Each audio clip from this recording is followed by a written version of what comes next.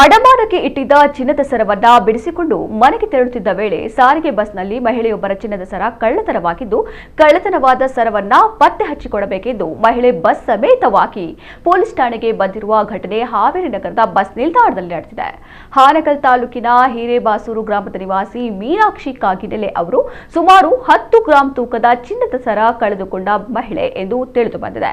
ಮಾಹಿತಿಗಳ ಪ್ರಕಾರ ಮೀನಾಕ್ಷಿ ಅವರು ಅಡಮಾನಕ್ಕೆ ಇಟ್ಟಿದ್ದ ಚಿನ್ನದ ಸರವನ್ನ ಬಿಡಿಸಿಕೊಂಡು ಮನೆಗೆ ಹೋಗುವ ಸಲುವಾಗಿ ಸಾರಿಗೆ ಬಸ್ನಲ್ಲಿ ಪ್ರಯಾಣಿಸ್ತಾ ಇದ್ರು. ಈ ವೇಳೆ ಅವರ ಚಿನ್ನದ ಸರ ಕಳ್ಳತನವಾಗಿರುವುದು ಗಮನಕ್ಕೆ ಬಂದಿದೆ ಎಂದು ಹೇಳಲಾಗಿದೆ. ಘಟನೆಯ ಬಳಿಕ ತನ್ನ ಚಿನ್ನದ ಸರವನ್ನ ಪತ್ತೆ ಹಚ್ಚಿಕೊಡಬೇಕೆಂದು ಮಹಿಳೆ ಪ್ರಯಾಣಿಸುತ್ತಿದ್ದಂತಹ ಬಸ್ನೊಂದಿಗೆ ಪೊಲೀಸ್ ಠಾಣೆಗೆ ತೆರಳಿ ದೂರು ನೀಡಿದ್ದಾರೆ.